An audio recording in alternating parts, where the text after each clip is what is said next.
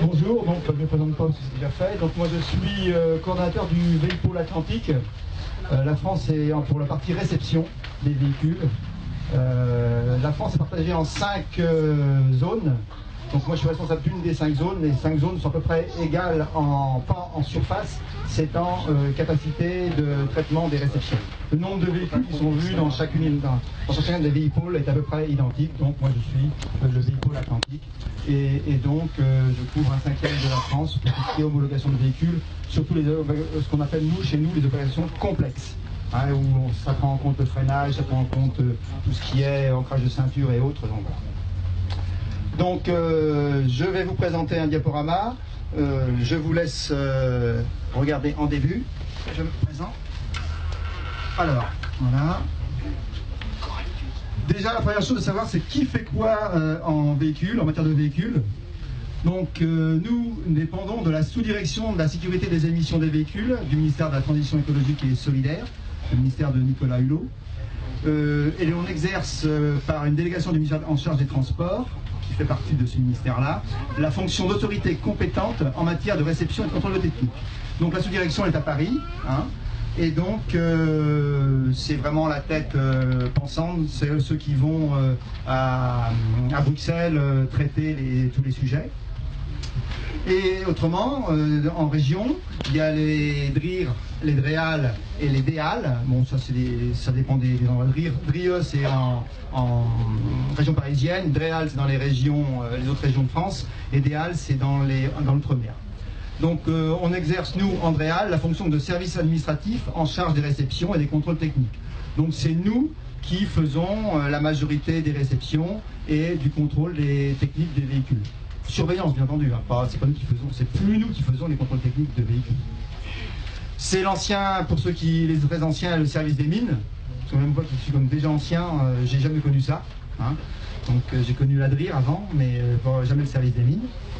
Mais les gens, c'est resté dans le langage commun.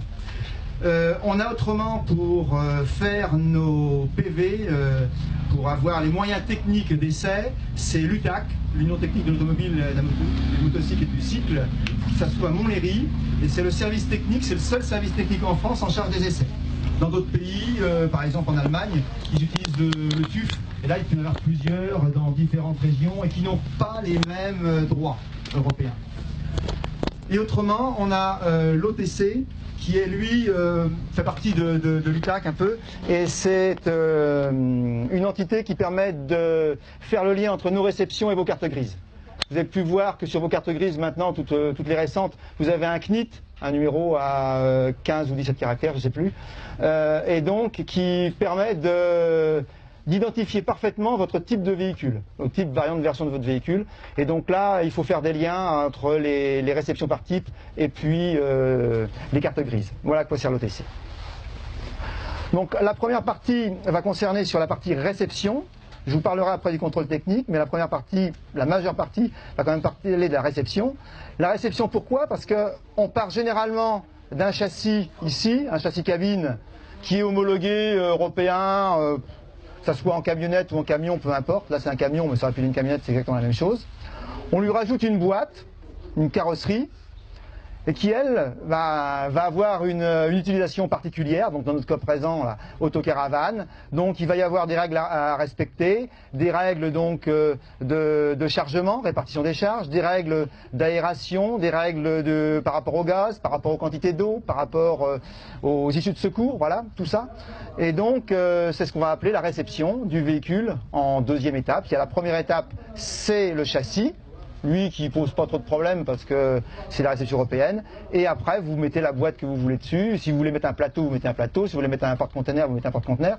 Voilà. Après, c'est au souhait du client. Les textes principaux, donc je les passe uniquement pour mémoire, hein, c'est l'arrêté du 19 juillet 54, hein, ce qui concerne, c'est l'arrêté français qui règle la réception au niveau français.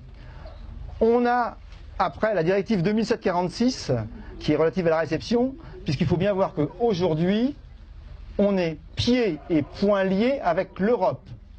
La France ne peut pas lever le petit doigt sans que derrière, il y ait l'Europe qui va lui dire attention, vous avez le droit de faire ça, mais pas ça, ou inversement, qui va nous obliger à faire des choses qu'on n'a pas spécialement envie, mais qui vont nous les obliger. Donc, il faut bien voir que tous les pays européens, on est tous à la même enseigne. Jusqu'à présent, on avait des directives. Une directive, c'est un texte européen où on dit au pays, bon, vous avez 1 an, 2 ans, 3 ans, 4 ans, 5 ans, voire plus, pour vous mettre au goût du jour et respecter cette directive. Donc il y a eu les premières, c'était les directives freinage, et on est arrivé après les directives aménagement, directives réception des véhicules globales. Et puis maintenant, on est passé au niveau au-dessus, où là maintenant c'est le règlement. Il n'y a plus de questions à dire. Il n'y a plus de dire, ben, vous allez attendre 5 ans, il y a un règlement qui est tombé, le règlement freinage il tombe, on vous impose à tout prix de respecter le règlement qui a été signé par tous les pays européens. Alors qu'autrefois, chaque pays se donnait des petites latitudes. Par exemple, la directive freinage, on a dû mettre pas loin de 10 ans avant d'accepter, parce qu'on avait un constructeur Renault ça lui posait des problèmes, donc nous on disait, bah, cette directive-là, c'est sur des détails, hein, ça empêchait, les véhicules étaient sécurisés, mais on ne respectait pas la totalité, parce que pour nous, on voulait être d'autres pays, c'était pour autre chose. Maintenant les règlements c'est fini. C'est pareil pour le contrôle technique. Pourquoi, je vais en parler après, le 20 mai il y a un changement du contrôle technique? C'est parce que c'est l'Europe qui l'a imposé. Hein. C'est pas la France qui a cherché. La France, au contraire, elle est obligée le 20 mai, c'était le coup près, c'est la date limite. Il fallait à tout prix que le 20 mai, la France ait modifié ses textes. Donc on a attendu le dernier moment et le 20 mai, on a modifié les textes. Hein. Donc il faut bien voir que tous les pays européens, ils sont plus libres de faire ce qu'ils veulent dans leur coin, du moins en grande partie, ils sont liés par les textes européens. Donc, pour la partie réception, on avait donc, vu qu'il y avait eu la directive qui est sortie en 2009, en 2007 la directive, en 2009, il y a eu un arrêté relatif à la réception pour prendre en compte justement les règles européennes. Et depuis en 2009, il y a eu le règlement 661-2009 qui régit toute l'homologation des véhicules au niveau européen, et là qui est d'application obligatoire. Donc il n'y a même plus besoin d'avoir un arrêté ou un décret pour dire on va appliquer le règlement, c'est d'office. Voilà, on ne pose pas de questions, c'est le règlement, on l'applique. Point à la ligne. Voilà. Donc je vais bien vous montrer la hiérarchie. Depuis 1954 où c'était du franco-français, quand vous passiez la frontière, c'était fini. Les Allemands, les Anglais, on en parlait, en 1954 les Anglais on parlait même pas de toute façon, ni de l'Europe. Mais donc pour vous dire qu'il y a une hiérarchie et on arrive vraiment à des textes européens à quasiment 100%. Je vais employer certains termes au niveau des catégories. Ça c'est des termes qui viennent pareil des directives européennes. Je vais vous parler de la catégorie M, qui nous concerne pas mal aujourd'hui, puisque les autocaravanes sont dans catégorie M, transport de personnes, même s'ils partent d'une base camionnette ou camion qui est, elle, une base N. Donc ce sont des véhicules à moteur conçus et construits essentiellement pour le transport de personnes et leurs bagages. Essentiellement, donc ça peut faire du mixte, il n'y a pas de problème. Catégorie N, véhicules à moteur conçus et construits essentiellement pour le transport de marchandises. Pareil, on peut avoir des cabines approfondies, avoir des nombres de places un peu supérieurs à 2 ou 3 dans un catégorie N. Et les catégories O, c'est tout ce qui est remorque, construit pour le transport de marchandises ou de personnes, une caravane, ainsi que pour l'hébergement de personnes, une caravane là encore. Voilà. M, N, O, ça c'est les catégories absolument internationales. Au niveau des réceptions, on a donc différents niveaux de réception, j'aurais dû les mettre dans un ordre différent. On a la réception communautaire européenne, la RCE, vous avez dû entendre parler, toutes vos voitures que vous avez, elles sont réceptionnées en RCE. Hein. Vous avez après la NKS, National Client Series, réception nationale de série européenne, de validité nationale, mais possibilité de reconnaissance dans certains pays de la CE. C'est-à-dire que c'est une réception CE où le pays a dit, bon attends, sur ce point-là, moi je vais faire ma propre règle, j'ai encore capable, j'ai encore les possibilités de faire des règles particulières. Pourquoi? Parce qu'il y a un nombre limité. Ça va être 500, 100, 500, 1000 véhicules par an, et puis c'est tout. Il n'est pas question de faire des Clio en NKS, parce que ça serait vendu, on n'arriverait pas à suivre. Il faut, pour pouvoir faire du nombre, il faut automatiquement une RCE. La NKS, ça impose un nombre limité de véhicules. On a la RTI que vous connaissez autrement depuis toujours, hein, réception à titre isolé. C'est ce que faisaient les services des mines, c'est-à-dire que c'est de la réglementation franco-française. Hein. Là, on reste à ce niveau-là. Et maintenant, la RTI, on la change, c'est la même chose, RTI et RI, Il y a une erreur là, parce que c'est RI, je l'ai remodifié. Ici, il faut lire RI et non pas RTI au dernier, véhicule unitaire. Mais possibilité de reconnaissance dans certains pays de la CE. Je vais rectifier tout de suite, parce que sinon, je vais faire la même chose.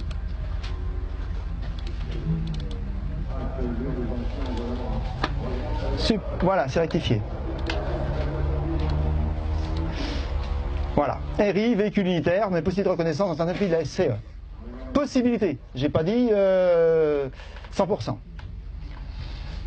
Principale définition, toujours issue des directives européennes, VASP, véhicule automoteur à usage spécial de catégorie M, N ou O, ça on peut les avoir aussi bien en transport de personnes que de marchandises. Ayant des caractéristiques techniques spécifiques lui permettant de remplir une fonction qui requiert des adaptations et ou des équipements spéciaux. Exemple, une autocaravane, c'est quand même un aménagement particulier qui est dedans, un véhicule handicap, une dépanneuse, c'est des équipements bien particuliers qu'ils ont. On a une autre sous-catégorie qui va vous intéresser vous aussi, c'est la sous-catégorie G. C'est tout ce qu'on appelle les véhicules hors route. Eux, on va leur autoriser des dérogations au niveau des angles d'attaque, des angles de fuite. Enfin, s'ils ont des angles d'attaque, des angles de fuite, des gardes au sol, des capacités de franchissement, enfin différents critères que je ne vais pas détailler aujourd'hui, vous allez pouvoir être en catégorie G et ça va vous permettre d'éviter certaines obligations, notamment l'anti-encastrement arrière. Il va y avoir des règles allégées pour ces personnes-là, pour ces véhicules-là. Voilà. Donc, pour en venir à la définition qui vous intéresse pour, je pense, la majorité, cette définition d'autocaravane, elle n'est pas encore franco-française, elle est issue de la directive 2746, annexe 2, partie A. Vous allez chercher la directive 2746, vous allez la retrouver texto, comme ça. Un véhicule de catégorie M, donc transport de personnes, c'est ce que je viens de dire à l'instant, conçu pour servir de logement et dont le compartiment habitable comprend au moins, il faut avoir plus donc, les équipements suivants. Des sièges et une table, des couchettes obtenues en convertissant les sièges. Alors là-dessus, on va être un peu plus laxiste. Si les couchettes sont fixes, c'est pas un problème. Un coin cuisine. Un coin cuisine, ça veut dire cuisine, étymologie, cuit. On cuit et puis il y a de l'eau. On a besoin d'eau et de cuisson à la cuisine. Donc il faut qu'il y ait un point d'eau et un point de cuisson dans le véhicule. Et des espaces de rangement. Ces équipements doivent être inamovibles. Si j'insiste là-dessus, c'est parce qu'il y a beaucoup de problèmes qui viennent de là. Inamovible, ça veut dire qu'il n'est pas question d'avoir des choses sur rail et puis aujourd'hui je suis en camping-car et demain je le retire. Ce n'est pas un camping-car. La directive européenne ne le classe pas en camping-car. Toutefois, la seule chose qui peut être amovible, si j'ose dire un peu, toutefois la table peut être conçue pour être facilement escamotable. Escamotable, on le prend aussi un peu au sens large, parce que escamotable, ça veut dire qu'elle est fixée mais peut se ranger, se plier en dessous, mais reste liée au véhicule. Nous, si la table elle est séparée, c'est pas catastrophique, on va quand même l'accepter. Donc voilà, si vous n'avez pas tous ces critères-là, vous n'aurez jamais la carrosserie autocaravane. Vous ne pourrez pas être considéré en autocaravane. Non. Donc c'est ce que je dis à l'instant, si vous ne respectez pas tous ces critères, il ne pourra pas être placé en autocaravane. C'est déjà la base à connaître. Maintenant, on va voir comment on va constituer un dossier de RTI ou de RI. J'aurais pu mettre RI, c'est pareil, c'est quasiment la même chose, puisque depuis longtemps, on s'est aligné sur les règles européennes. Ces fiches-là, vous les avez sur Internet depuis des années et sont disponibles. Donc tout le monde peut les avoir sur le site du ministère de l'écologie. Vous allez avoir ces fiches-là qui sont présentes. Donc, cette fiche-là, il y en a pour d'autres carrosseries, hein, bien entendu, hein, mais là, j'ai pris celle qui nous intéressait aujourd'hui. Donc, véhicules concernés, véhicules à moteur, de transport de personnes ou de transport de marchandises, aménagé en un véhicule, parce que c'est la base. Au début, on peut partir ou d'un véhicule de transport de personnes ou d'un véhicule de transport de marchandises. Aménagé en véhicule dans lequel sont installés des sièges, une table, un coin cuisine. Bon, c'est la définition que je donnais tout à l'heure, obtenue en convertissant, donc c'est la définition. Donc si votre véhicule de base, il respecte la définition de l'autocaravane, on va pouvoir le passer en autocaravane, sous réserve bien sûr de respecter les règles qui vont bien. Donc, il y a une demande de réception à activer, le titre de circulation, il faut que le véhicule soit immatriculé, ou alors une attestation de conformité, c'est-à-dire de conformité d'origine du véhicule, on peut le faire sur des véhicules neufs. On vous impose un plan pour définir bien ce que vous voulez, parce qu'il n'est pas question de faire un plan et puis demain tout modifier, puis transformer ça à votre goût. Non, il y a un plan qui est enregistré. Nous, on garde le dossier. Donc si un jour il y a un accident, s'il y a un problème, on saura ressortir le dossier en disant attention, nous on a homologué une autocaravane, mais dans telle configuration, pas dans une configuration qui a été modifiée. De manière importante, bien entendu, hein, si c'est pour mettre une bricole, ça n'a pas changé la donne. On va vous demander un calcul de répartition des charges, je vais revenir après, comment on le fait. On va vous demander une attestation de transformation si vous avez modifié certains points du véhicule, hein, des porte-à-faux, si vous avez modifié des différents points. Si vous dépassez des poids, si vous dépassez des longueurs de carrossage, on vous demandera une autorisation du constructeur, ce qui est normal. Le constructeur il a homologué un véhicule avec une longueur de porte-à-faux maxi, mani, une longueur de chargement, des masses maxi de chargement. Si vous les modifiez, c'est normal qu'on lui demande son accord. Des bulletins de pesée, et s'il y a un chauffage, il faudra qu'il soit conforme à la directive chauffage 2001/56. Toujours pareil, règle européenne. On vous demandera aussi un certificat de conformité aux normes EN. C'est tout ce qui est aménagement, tout ce qui est aération, au niveau du feu aussi, au niveau de l'alimentation gaz. Voilà, un réchaud, il faut qu'on soit à 20 cm, il n'y a pas de point chaud, il n'y a pas de matière inflammable à moins de 20 cm d'une émission. Vous prenez votre réchaud, là, la partie où sortent les flammes, vous mettez une feuille 21-29-7, voilà. Nous, c'est ce qui nous sert de témoin, en gros, pour regarder, voilà, on est dans les limites où, à ce moment-là, il faut mettre une protection, une tôle d'alu pour protéger, pour éviter le feu. Tout ça, c'est de la logique, hein, c'est pour éviter que vous cramiez à l'intérieur de votre camping-car. Hein. Justificatif concernant les sièges et les ceintures, pour les véhicules qui en sont contraints d'en avoir. Je vais revenir par après là-dessus, quels sont les véhicules qui ont besoin de ceintures de sécurité. Et puis, s'il est concerné, un PV de contrôle technique. Voilà. Le coût de la réception, s'il y a une chose qui n'a pas bougé depuis 20 ans, c'est bien ça, c'est 86,90 €. C'était l'époque en francs. Donc, ça n'a pas bougé d'un centime depuis 1998, en gros. Voilà. Nous, on voudrait bien qu'ils augmentent un petit peu, mais ils veulent pas, alors, donc, nous, on s'en fiche. Hein. Ça rentre pas dans notre caisse. Voilà. Donc la demande de réception, voilà. Les calculs de répartition des charges, je vais y revenir après. Hein. Vous avez des calculs ici. Bon, on vous marche la besogne. Hein. Vous avez des données, on vous demande de remplir, vous avez la ticket de pesée, les poids sur les essieux, vous remplissez, vous faites les calculs, on vous fait les calculs, on vous prépare les calculs à votre place. Voilà, hein, c'est remplissez les noms par les valeurs et puis voilà, ça sera bon. Hein. On vous dit même qu'il faut une bouteille de gaz, voilà, et le réservoir de carburant, d'eau, de gasoil et d'eau propre plein. Voilà. On vous demande aussi de choisir une répartition des charges. Alors, bon, vous avez un camping-car, il y a souvent des répartitions des charges qui sont un petit peu dans tous les coins. On vous laisse le choix. Ou vous nous dites, voilà, c'est suivant les volumes. Vous avez un COM de 1 m3, vous avez un COM de 1,5 m3, on mettra le double dans celui d'un m3 que par rapport à celui d'un demi-m3.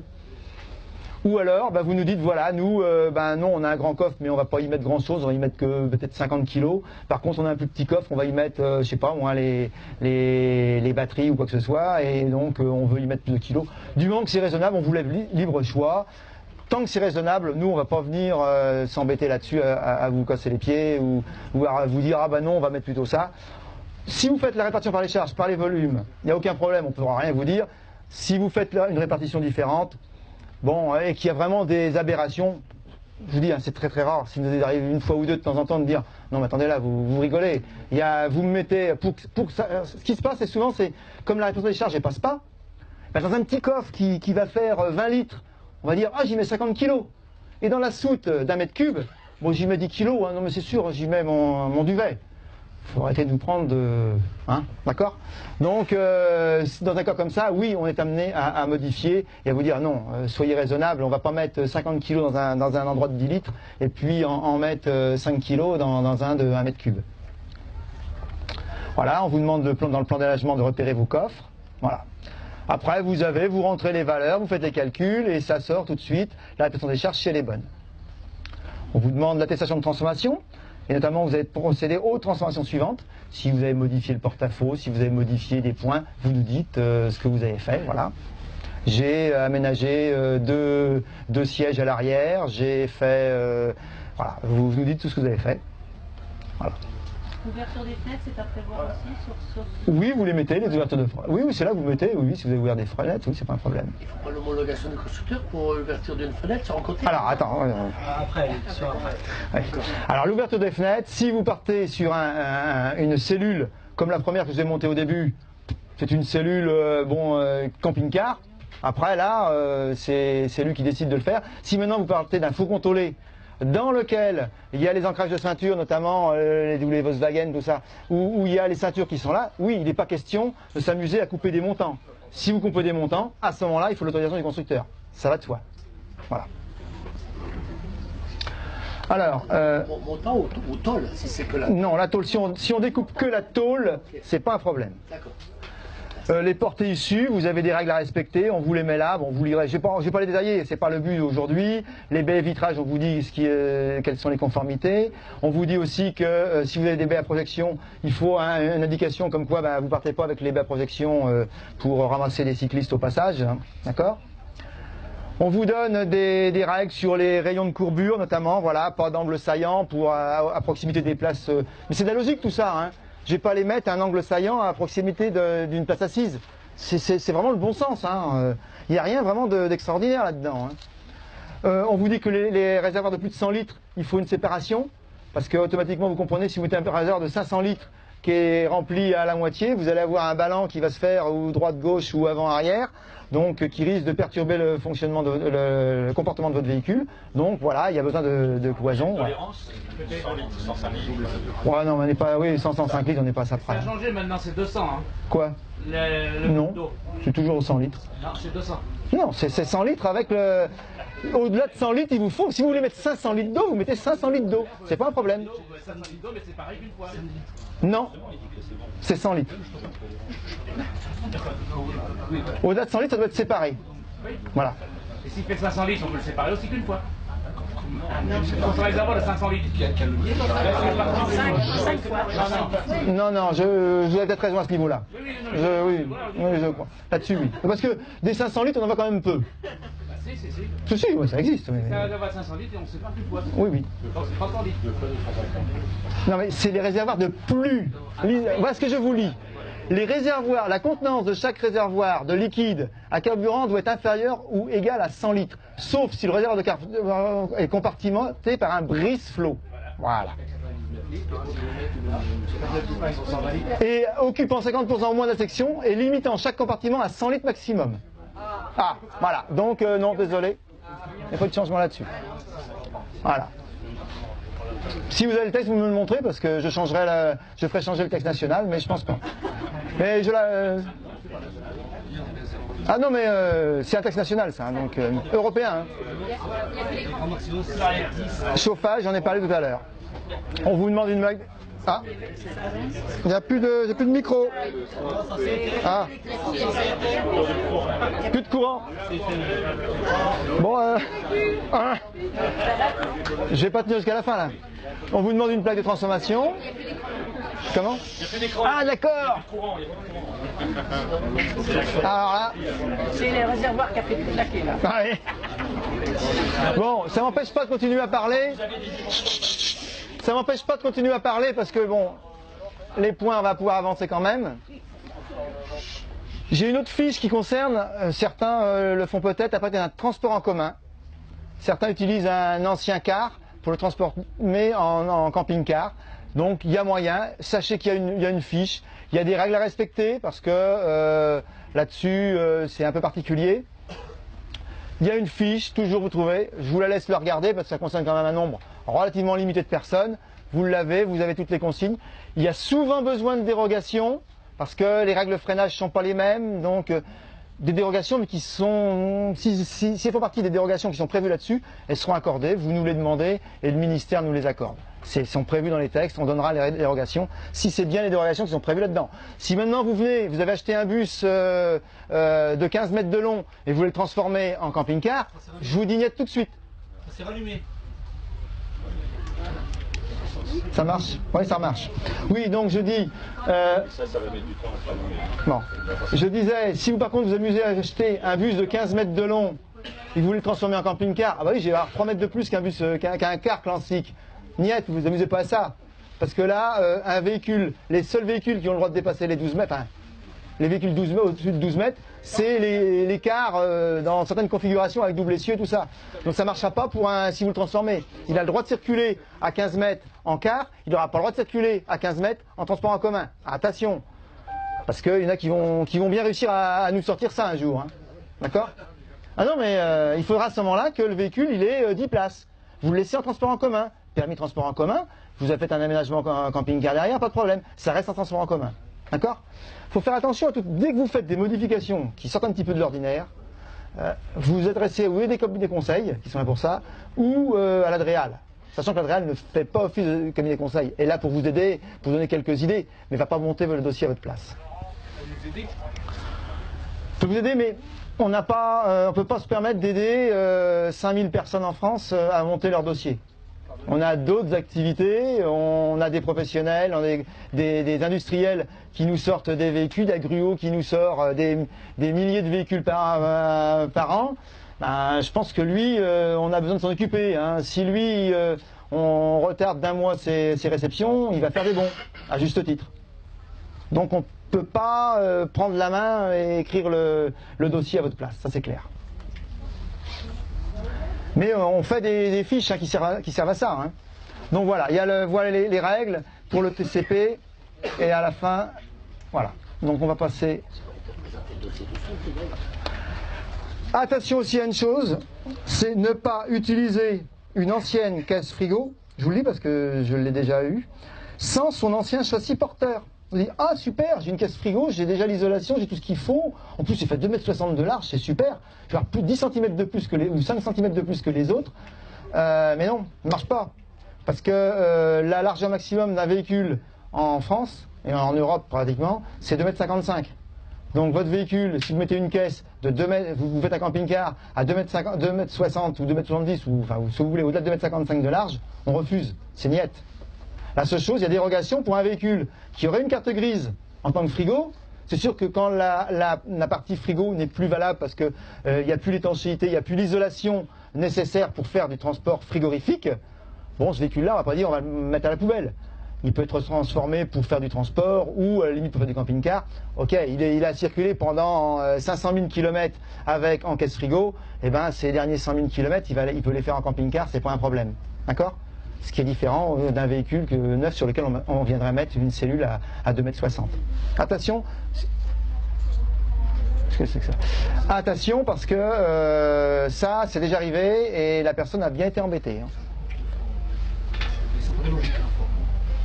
Alors, qu'est-ce qui se passe? Pourquoi il ne veut plus passer? J'ai un problème. Qu'est-ce qui se passe? Alors, on va revenir à la...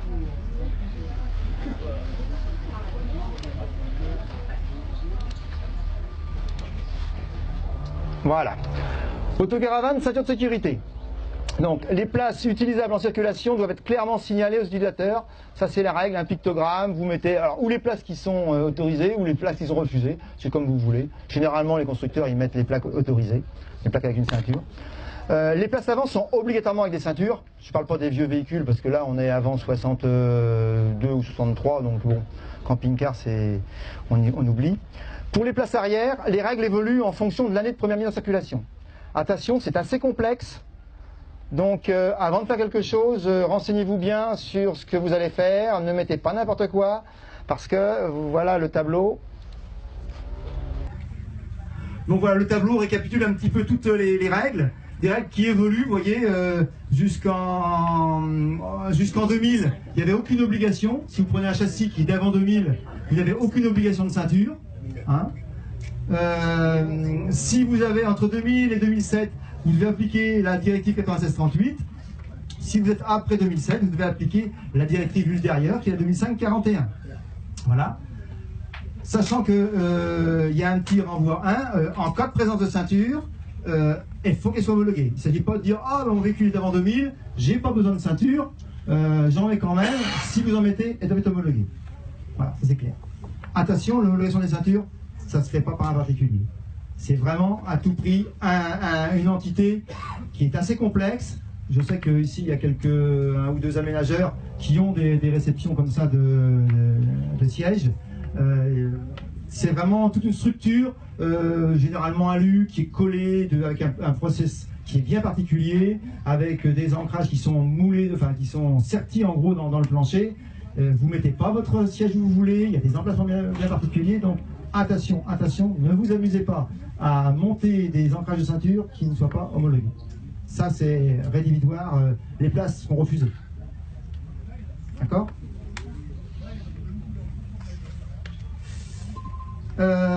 Les places exposées. Ah non, c'est obligatoire après. Attendez, si vous mettez un véhicule qui est d'après 2000, suivant les cas, c'est le tableau hein, qui donne toutes ces règles-là. En fonction de l'année, vous avez des obligations de ceinture, attention. Hein. Oui, j'ai bien compris, un véhicule mis en circulation avant 2000.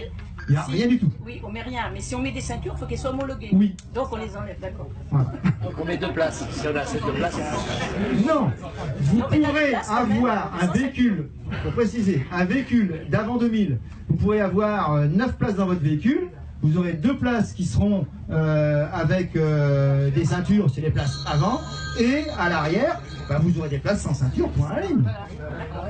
Le véhicule qui était le premier véhicule que je vais montrer en photo, il est d'avant 2000, il est de 98 je crois, et 96, et il a 9 places, mais il a 2 places à l'avant avec ceinture, et après à l'arrière c'est des places sans ceinture. Voilà. Ce véhicule-là, si aujourd'hui il est refait avec des ancrages de ceinture. S'il veut 9 places, il fait avec 9 ancrages de ceinture. Alors, pour les places qui n'en ont pas besoin, c'est les places non exposées. Les places non exposées, voilà, c'est les places par rapport à ce qu'on appelle nous le point H. Le point H, c'est en gros l'axe d'articulation de la hanche, le milieu. Vous prenez l'axe entre vos 2 hanches, le milieu, c'est le point H, et à ce moment-là, le volume, quand vous avez un obstacle devant vous qui peut arrêter le corps, à ce moment-là, vous n'avez pas besoin de ceinture de sécurité. À moins de 1m30, d'accord ? Dans la partie de 1m30, il faut que vous ayez quelque chose qui puisse arrêter le corps. Et 40 cm de chaque côté, et 40 cm entre la hanche et 40 cm au-dessus du niveau de la hanche. D'accord ? En gros, il y a un test à faire avec en gros la tête. Il faut qu'il n'y ait pas de trou dans cet espace-là pour pas qu'une tête puisse passer non plus. Il ne faut pas qu'il y ait un morceau qui arrête, qui puisse absorber le corps, mais dans lequel il y a un trou où on puisse passer la tête. Donc il ne faut pas c'est 165 ou 168 mm, je sais plus de diamètre. Voilà. Donc voilà les règles. Quand vous êtes rendu là, bon voilà, c'est le moment d'aller chercher, d'aller vous questionner. Attention, est-ce que mon véhicule, en présentant, est-ce que mon véhicule va avoir besoin d'un ancrage ou pas? D'accord? Conclusion. Les ancrages de ceinture, c'est ce que je vous dis depuis le début, c'est complexe. Ça demande des conseils avant d'engager des travaux. Je déconseille formellement à n'importe qui de se dire « Ah tiens, je vais récupérer le siège avec l'ancrage de telle voiture ou tel autre camping-car, puis je vais le monter, c'est le même et tout. » Ça marche pas comme ça. D'accord ? Là, je vous ai parlé des orientations de siège, je vous l'ai déjà parlé. Charge utile minimale. Je reviens sur la charge utile minimale que je vais montrer tout à l'heure dans le dossier à constituer. C'est 75 kg par passager. Bon, je fais des passagers assez costauds quand même. 10 kg par passager pour les bagages et 10 kg par mètre de longueur. C'est pareil, hein, c'est imposé par l'Institut de normes. Donc, on impose à un camping-car d'avoir, s'il y a une seule personne, il y a besoin de 95 kg de charge utile. Il faut qu'on puisse mettre le bonhomme, plus ses bagages, et on estime que si il fait, oui, plus que ça, puisque c'est 1 mètre par longueur, donc un véhicule qui va faire 7 mètres, c'est l'exemple que je vous montre, hein, pour un véhicule de 7 mètres de long, et 5 places carte grise, on va avoir 75 par 5, hein, le poids des passagers, c'est le minimum quand même qu'on puisse emporter les passagers, 10 kg par passager, 10 x 5, et 10 kg par matinière, ça fait 10 x 7, ce qui fait 375 kg, c'est le poids des passagers, plus 120 kg, c'est le poids obtenu par les bagages et les mètres. Et on arrive donc à 495 kg de charge utile minimum qu'il vous faudra. Si on part d'un pâté AC par exemple de 3,5 tonnes, le poids vide national que vous allez avoir sur la carte grise, la valeur G1, elle doit être automatiquement inférieure à 3500 moins ces 495 qui est la charge utile minimale à avoir, soit 3005 kg. Autrement, vous ne pourrez pas avoir, on va vous diminuer le nombre de passagers. Ça arrive régulièrement, même chez les grands camping-cars, et les grands constructeurs de camping-cars, on leur diminue des fois des nombres de places. Voilà.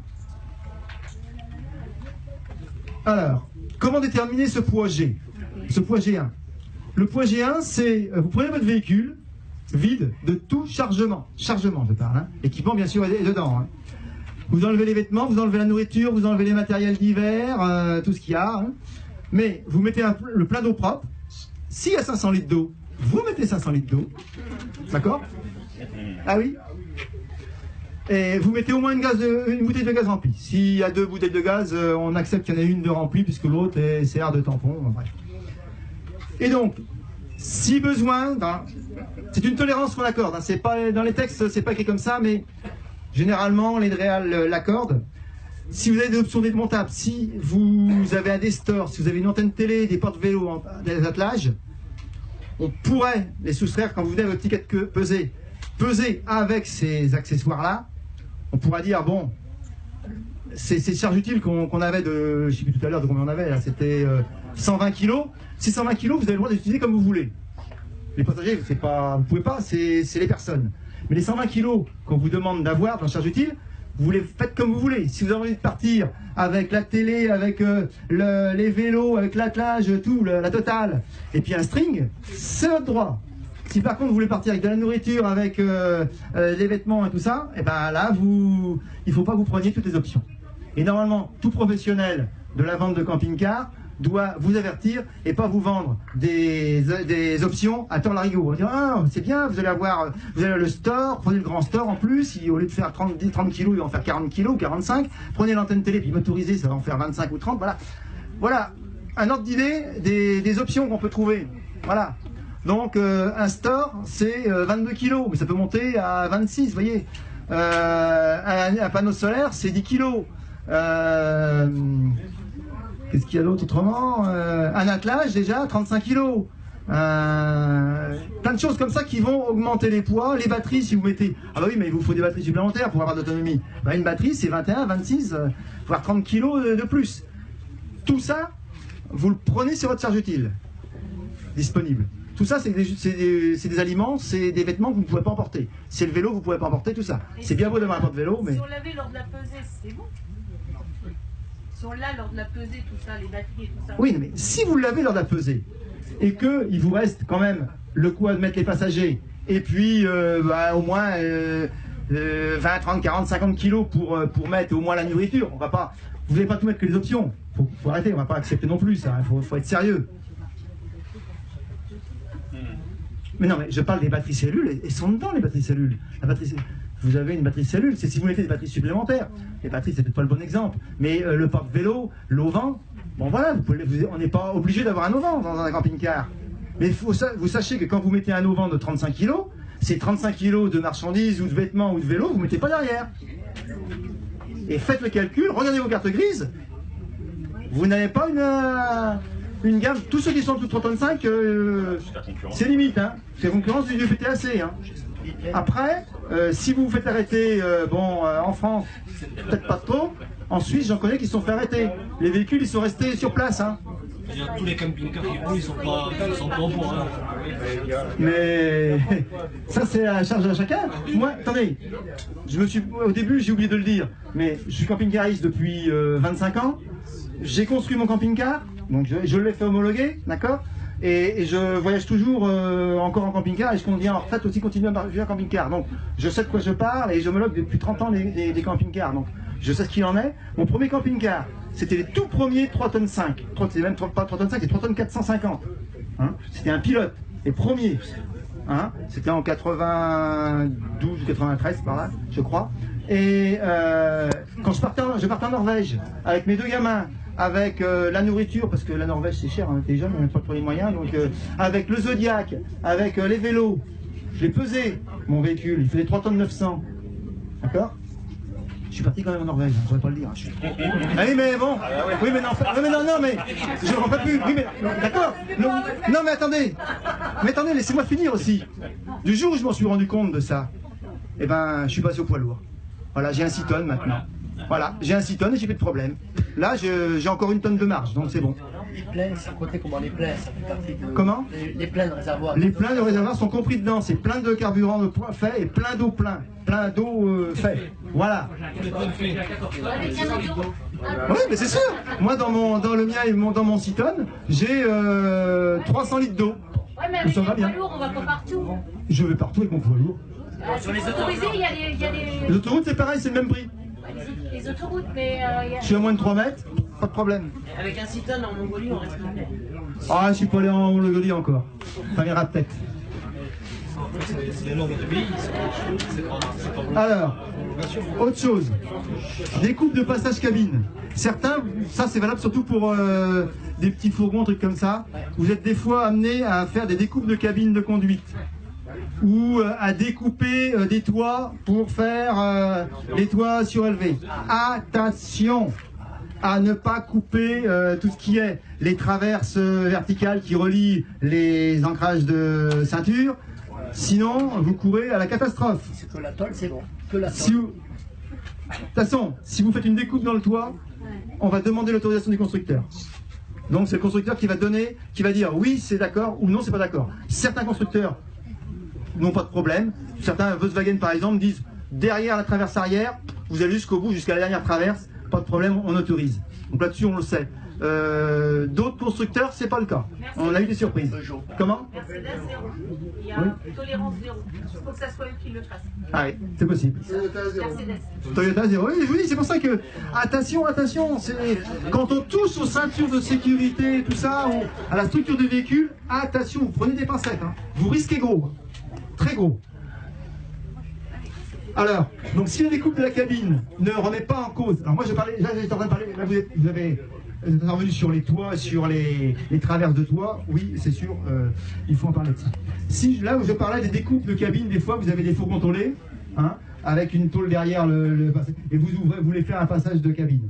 Si les ancrages de ceinture des places devant sont au sol, et que vous ne touchez pas du tout, là, c'est pas un problème, on va pouvoir donner l'autorisation. Si par contre, vous allez commencer à découper, mais que les ancrages de ceinture, ils sont pris sur les montants du véhicule, ben, il va falloir l'autorisation du constructeur, hein, pour attester que quand on va avoir enlevé la tôle au milieu, ben, elle ne va pas se plier. Et c'est quand en cas d'accident, les montants vont se rapprocher. Voilà. Donc on le fera, oui c'est possible, mais avec autorisation du constructeur, et avec des renforts, ou même voire avec des PV si besoin était. D'accord? Donc aujourd'hui, tous les toits de Toyota, par exemple, parce que vous venez de dire que Toyota n'a jamais donné l'autorisation. Ah non, moi j'ai pas dit ça. Hein. Non, bah, je l'ai entendu, mais c'est vrai.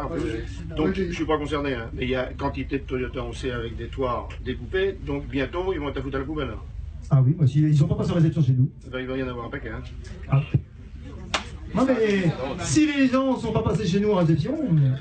Toyota Allemagne, ça accepte, pas Toyota. Alors oui, alors attention, vous avez parfaitement raison. Certains, il y a des gros... Moi j'ai d'autres problèmes actuellement pour des carrosseries autres, avec c'est d'Isuzu, et où j'ai un problème, où j'ai un pays qui, la France dit non, mais la Belgique dit oui peut-être, le Japon dit oui... Voilà, donc là-dessus... Alors on doit être aux normes européennes pour tout, mais pas pour ça. Pourquoi pour tout? Si les constructeurs ne sont pas uniformes en Europe... Mais le constructeur, ça après c'est à voir avec le constructeur.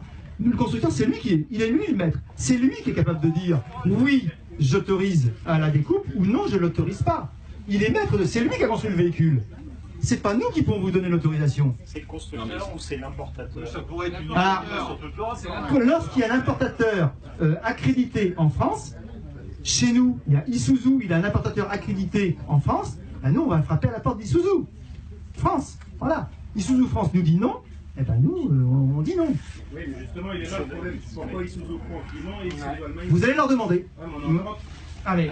Mais non, attendez, c'est plus un problème, c'est un problème de constructeur. Vous allez le dire à votre constructeur. Vous dites, eh ben, j'achète plus ces véhicules-là. Les constructeurs Isuzu, ils sont fabriqués dans le pays d'origine. Eh ben, si... oui, non mais...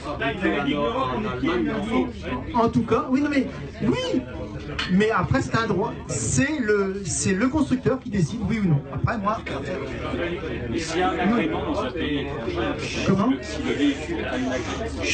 On peut reprendre? Aujourd'hui, je comprends ce que vous voulez dire.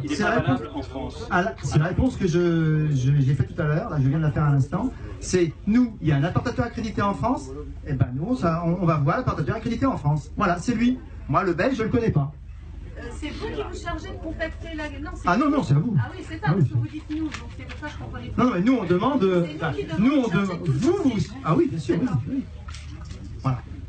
Je continue là-dessus. Alors maintenant, j'ai terminé pour les camping-cars. Vu que les tiny house, c'est un sujet que j'ai eu à traiter à plusieurs reprises et j'ai eu déjà des questions là-dessus. Voilà.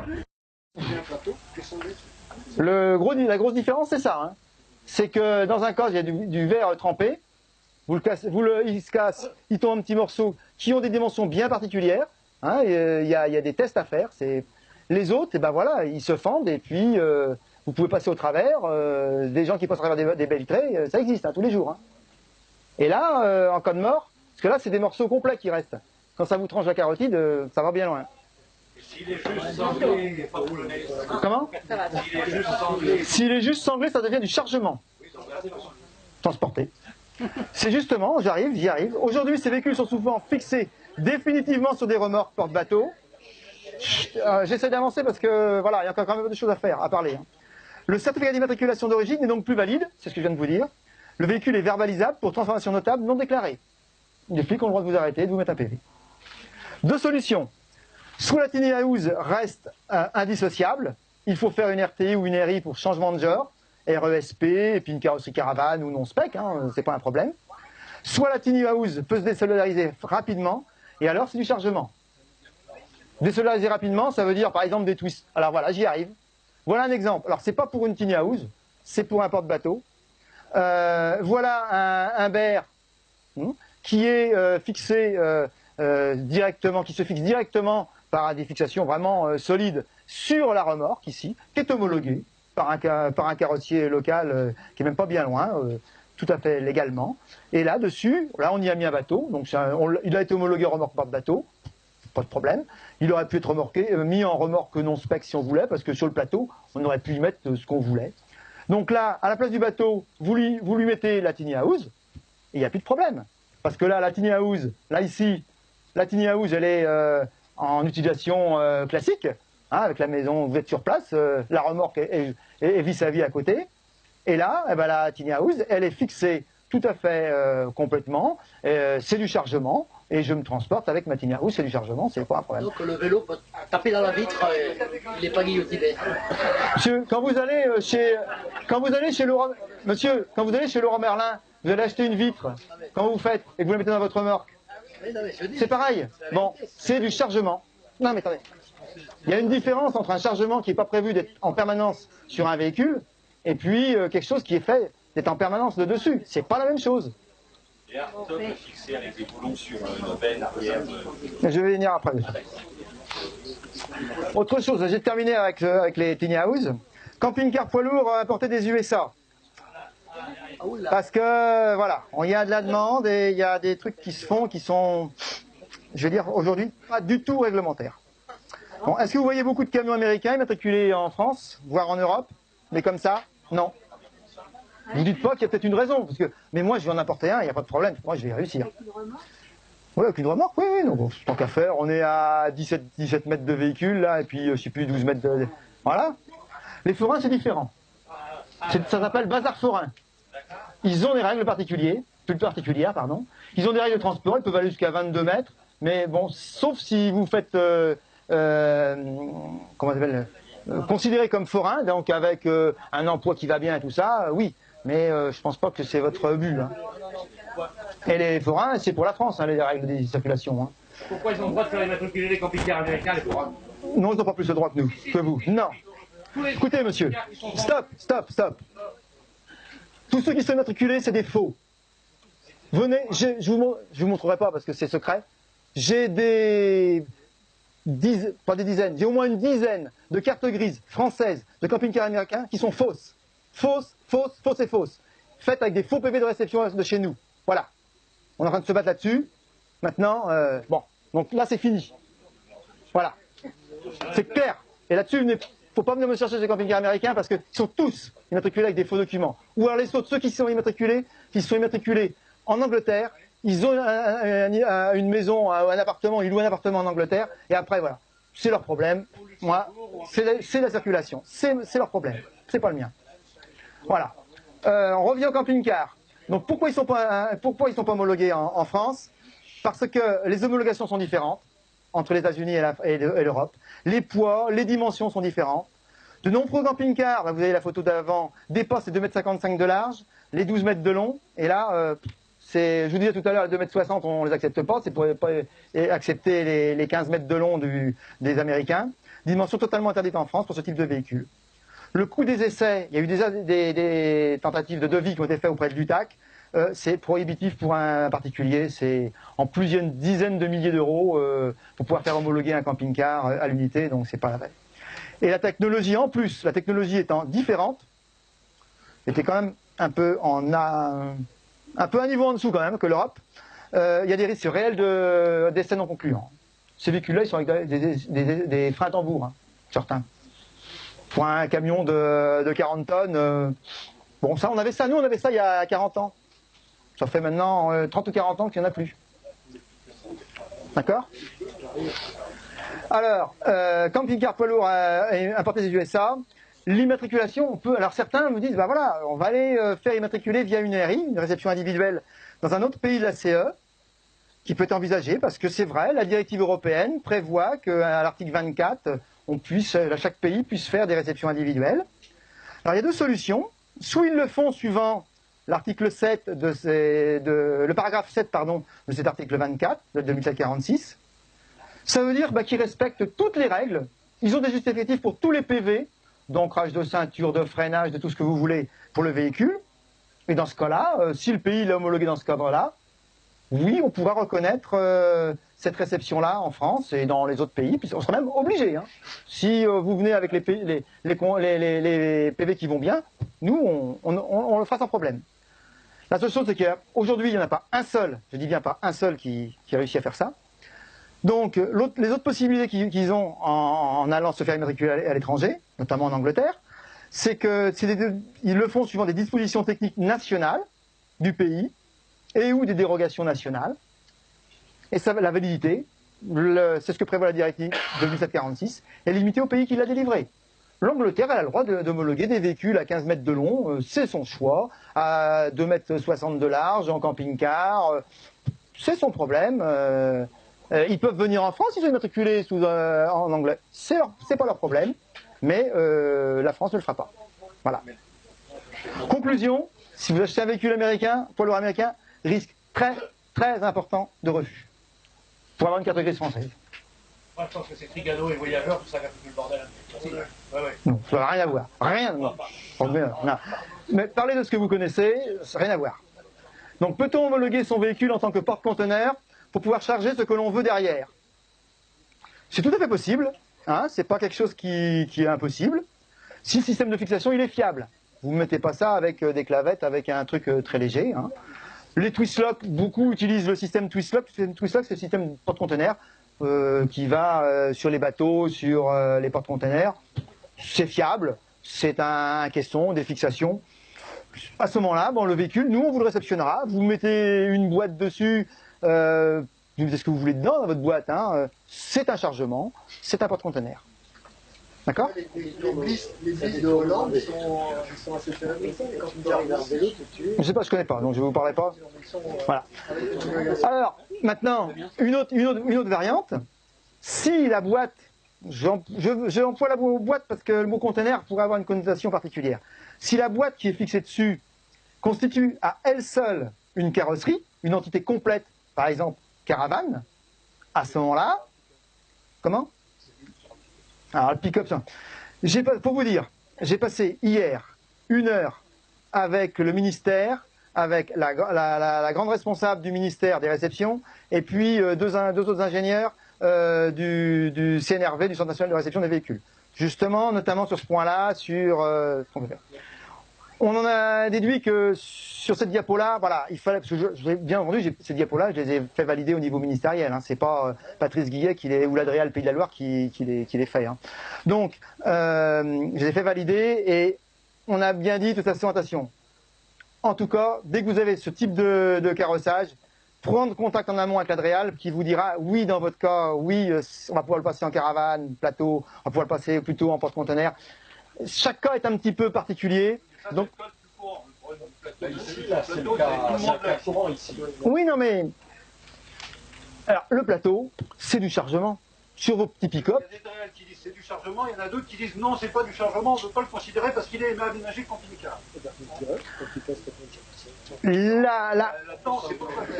Alors, la règle, elle est plutôt de dire c'est du chargement. Voilà. Je ne dois pas connaître beaucoup de réels qui vous l'ont homologué en... Ah bah si la carte grise est N1 plateau, voilà, c'est... Mais vous êtes tout à fait... Attendez.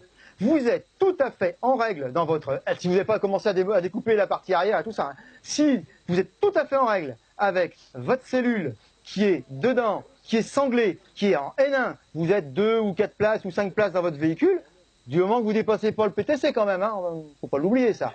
Vous êtes parfaitement en règle. Personne ne viendra vous dire quoi que ce soit. Hein. En restant en plateau, personne ne viendra, les flics ne viendront pas vous mettre un PV. Hein. Vous avez retiré la benne et que vous l'avez mis en... Monsieur, vous modifiez le véhicule. C'est un peu le cas du porte-conteneur. Non, mais attendez. Quand c'est marqué plateau, il n'y a pas le bord de la benne. Mais un plateau ne pose pas des ridelles. Un plateau n'est pas, on n'impose pas des ridelles sur un plateau. Un plateau, c'est un plateau. On dit, sinon, ça s'appelle, les professionnels en carrosserie, ils appellent ça un plateau ridelle. D'accord. C'est pas un plateau, c'est un plateau. Moi, vous venez avec un plateau en bois plat, sans rien du tout d'autre. Moi, je vous l'accepte sans problème. En plateau. Avec une cellule dessus. C'est des systèmes qui c'est fait pour démonter ces systèmes-là. C'est pas fait pour être en permanence. Si c'est démontable, c'est du chargement, point à la ligne. Et personne ne viendra vous dire quoi que ce soit. Si par contre, si vous faites comme la tiny house c'est pareil. On ne s'entend plus là. Si la tiny house, elle est démontable, c'est un plateau, voilà, c'est du chargement, point à la ligne. C'est ce que je viens de vous dire dehors. 4 boulons, non mais, après c'est ce que je vous dis, si en un quart d'heure, une demi-heure c'est démonté, bah voilà, c'est du chargement, point à la ligne. D'accord? Donc dans tous les cas, si vous voulez avoir la carrosserie caravane, plateau, tout ce qui est un peu particulier, vous téléphonez en amont à l'Adréal et vous expliquez bien votre cas. D'accord? Je préfère vous le dire pour pas... Voilà. Alors, et après, suivant le cas, notamment si c'est des carrosseries porte-conteneurs, vous n'avez même pas besoin de passage en RTI. Vous pouvez le faire immatriculer directement par un carrossier habilité, directement en préfecture. Il vous fait une annexe 7 et puis il pourra vous l'immatriculer directement. Donc si c'est démontable, on peut se présenter un contrôle technique sans avoir à démontrer bien sûr, oui. qu'on a fait dessus. Alors si maintenant, monsieur, il a des boulons et tout ça, moi, j'ai... Il va falloir que vous puissiez lui prouver que c'est démontable en... Voilà, moi je suis contrôleur, je veux bien vous croire sur votre bonne face, mais sans plus. Avec des boulons sur la benne du véhicule, il n'y a pas de transformation de la carrosserie. Pourtant, il est fixé avec des boulons. C'est démontable. Moi qui suis en France, on m'a dit que c'était démontable. Ils acceptaient. Mais là, monsieur, vous êtes borderline, ce que j'appelle, je ne vais pas le dire, c'est non. Mais voilà, vous êtes borderline, voilà. Vous êtes, c'est, hein, c'est pas. Bon, et ben voilà, donc automatiquement, bah là, si vous êtes totalement sanglé, quoi que ce soit, ou des systèmes, même de style Twix là, ou quoi que ce soit, c'est démontable, c'est simple, pas de problème, c'est du chargement.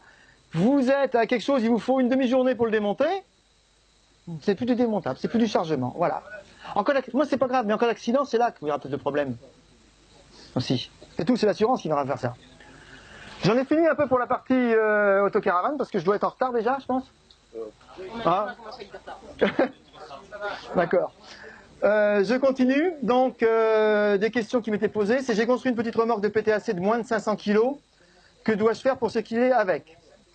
Donc, les remorques de moins de 500 kg, depuis le 29 octobre 2012, depuis la directive européenne 2746, je suis désolé, c'est encore l'Europe qui nous a imposé ça, impose à toutes les remorques, y compris les petites remorques neuves, de moins de 500 kg en charge, elles doivent faire l'objet d'une homologation avant leur mise en circulation. J'ai dit homologation, j'ai pas dit immatriculation. Parce qu'elles ne pourront pas être immatriculées. Bon. Maintenant, qui est-ce qui va aller voir l'âge de la remorque? Aujourd'hui, les remorques neuves que vous achetez chez Neuroto, chez voilà, tout ça, chez Feu Vert, normalement, elles sont réceptionnées Europe. Ils doivent vous fournir cette conformité. Je vous conseille de le demander. Souvent, c'est riveté sous le timon. Oui, normalement, il y a une plaque, c'est même frappé à froid, vous avez un numéro de série, frappé à froid, tout ça, donc voilà. Le constructeur ou le particulier qui construit sa remorque, à ce moment-là, si c'est vous qui la construisez depuis le 29 octobre 2012, ben là, il va falloir passer en homologation chez nous pour la faire réceptionner. Il doit être fait à titre isolé ou bien par type, mais ça, par type, ça sera uniquement que le constructeur, les gros constructeurs qui pourront le faire en réception par type. Voilà. Ou en NKS, s'ils veulent faire de l'Europe un peu. Donc, les remorques, par contre, de moins de 500 kg de PTAC fabriquées avant le 23 décembre 2012 peuvent continuer à circuler sans être réceptionnées et sous l'immatriculation du véhicule tracteur. Cette règle-là va sans doute évoluer. Là, moi, je parle d'un sujet que je pratique pas. C'est pas moi, je suis dans l'homologation. Il est possible que, comme il s'est passé il y a quelques dizaines d'années, certains véhicules, les caravanes par exemple, il a fallu les moins de 750 kg n'étaient pas immatriculés, on les a fait immatriculer. Il est possible que dans quelques temps, on fasse immatriculer les moins de 500 kg aussi. Bon, on n'en est pas là pour l'instant, on n'en parle pas. Mais... S'il n'y a pas d'homologation avant 2012, qu'est-ce qu'il faut pour la fabriquer la... Rien. Rien. Voilà. Je vous ai rien dit, voilà, c'est tout. Voilà. Autre chose, on a pas mal parlé des PTAC là, et notamment pour les possibilités de chargement de votre véhicule. Donc je souhaite tracter une caravane ou une remorque, c'est pareil pour le PTRA. Quels sont les poids à ne pas dépasser? Donc vous avez 4 critères à respecter dans ces cas-là. Vous avez le poids réel de la voiture, du véhicule tracteur, ne doit pas dépasser son PTAC. Donc c'est la valeur qui est marquée en F2. Votre PTAC, jamais votre véhicule doit être au-delà de la valeur F2. Si c'est un 1500 kg, vous ne devez jamais, votre véhicule pris tout seul, on met le véhicule tout seul sur la balance, il fait plus de 1500 kg, vous êtes verbalisable.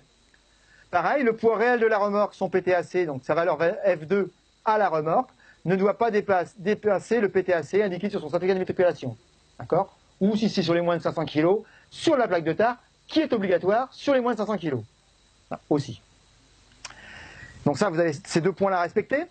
Vous avez le poids réel de l'ensemble quand vous mettez la remorque plus le véhicule tracteur sur une balance. Ça ne doit pas dépasser le PTRA indiqué sur le certificat d'immatriculation du véhicule tracteur, donc la valeur F3, le PTRA. L'ensemble ne doit pas les dépasser. Si par contre vous le dépassez, ça peut être toléré. Ça ne doit pas dépasser 1,3 fois le poids réel de la... Alors, attendez, excusez-moi, je reprends à zéro pour pas qu'il y ait de confusion. Le poids réel de l'ensemble doit être inférieur au PTRA. Et il y a un critère en plus, qui est le poids réel de la remorque ne doit pas dépasser 1,3 fois le poids réel de la voiture. C'est-à-dire, en gros, vous avez une Twingo, il n'est pas question de tracter une remorque de 3,5 tonnes. Parce que la remorque de 3,5 tonnes qui fait 3 tonnes de poids vide, avoir du mal à la Twingo, c'est des freins à inertie. Hein. Donc, le frein à inertie, ça veut dire, la remorque, je m'appuie sur le véhicule tracteur, je pousse le véhicule tracteur jusqu'à 10% de mon PTAC, et à ce moment-là, le fait de m'appuyer sur le véhicule tracteur va freiner, ce qu'on appelle le frein à inertie, va me freiner ma remorque. Si ma petite Twingo, je vais lui pousser à 350 kg sur le derrière, elle va pas aimer. Donc, c'est pour ça qu'il y a des limites, 1,3 fois le poids réel de la remorque. Le poids réel, hein. C'est-à-dire que votre remorque, votre véhicule est chargé ou il n'est pas chargé, ça change la donne. C'est aussi parce que sinon, vous mettez le véhicule en portefeuille, vous n'avez pas de poids sur l'arrière, vous avez la remorque qui va pousser votre arrière, et vous partez en portefeuille, mais alors, vous n'avez pas le temps de dire ouf. Hein. Donc tout ça, c'est des règles, mais qui sont de la simple logique. Hein.